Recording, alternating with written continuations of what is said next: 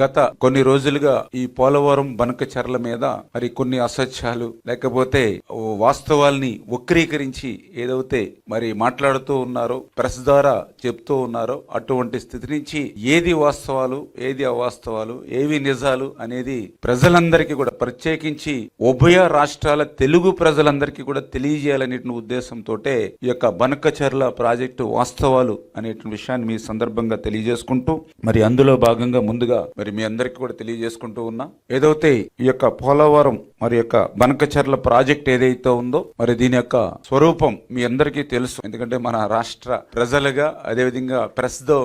మేము చాలా సార్లు కలిసి ఉన్నాం కాబట్టి దీని యొక్క స్వరూపం అంతా కూడా చాలా వరకు మీ అందరికీ తెలుసు. కానీ మీ ద్వారా మరి వేళ ఉభయ రాష్ట్ర ప్రజలకు కూడా తెలియజేయాలనే ఉద్దేశంతో ఏదైతే గత 50 సంవత్సరాలుగా పోలవరం సంబంధించి ఏదైతే గోదావరి నది ఏదైతే ఉందో, మరి యొక్క గోదావరి నదికి ప్రతి సంవత్సరం కూడా 3000 టీఎంసీల నీరు మరి వృధాగా సముద్రంలో కలిసిపోతున్నటువంటి పరిస్థితి మనందరికీ తెలుసు. ఇది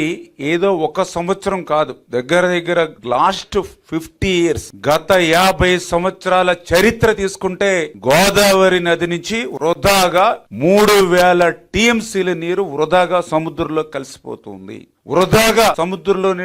ఉప్పు నీటిలో కలిసిపోతున్నటువంటి పరిస్థితి. ఇది చరిత్ర, ఇది వాస్తవం అనే విషయాన్ని ముందుగా మీ అందరికి కూడా తెలియజేసుకుంటూ ఉన్నా. అటువంటి వృధాగా సముద్రంలో కలిసిపోయేటువంటి 3000 టీఎంసీల నీరులో 200 టీఎంసీల నీరు, అంటే రోజుకి 200 టీఎంసీల చొప్పున 100 రోజులు 200 టీఎంసీల నీరుని మనం యొక్క పోలవరం బనకచెర్ల ప్రాజెక్టుకు తీసుకురావాలనే ఉద్దేశమే ఈ ప్రాజెక్టు స్వరూపం అని చెప్పి తెలియజేసుకుంటూ, ఈ పోలవరం బనకచెర్ల ప్రాజెక్టు సంబంధించి 3 సెగ్మెంట్లుగా దీన్ని మనం నిర్మాణంలో వెళ్తూ ఉన్నాం. అందులో సెగ్మెంట్ 1 చూసినట్లయితే పోలవరం నుంచి బనకచెర్ల, మరి పోలవరం నుంచి ప్రకాశం బ్యారేజ్ వరకు కూడా మరి సెగ్మెంట్ 1 కింద, అదేవిధంగా సెగ్మెంట్ 2 చూస్తే మరి ప్రకాశం బ్యారేజ్ నుంచి 173 టీఎంసీల సామర్థ్యంతో బొల్లాపల్లి రిజర్వాయర్ వరకు కూడా, అంటే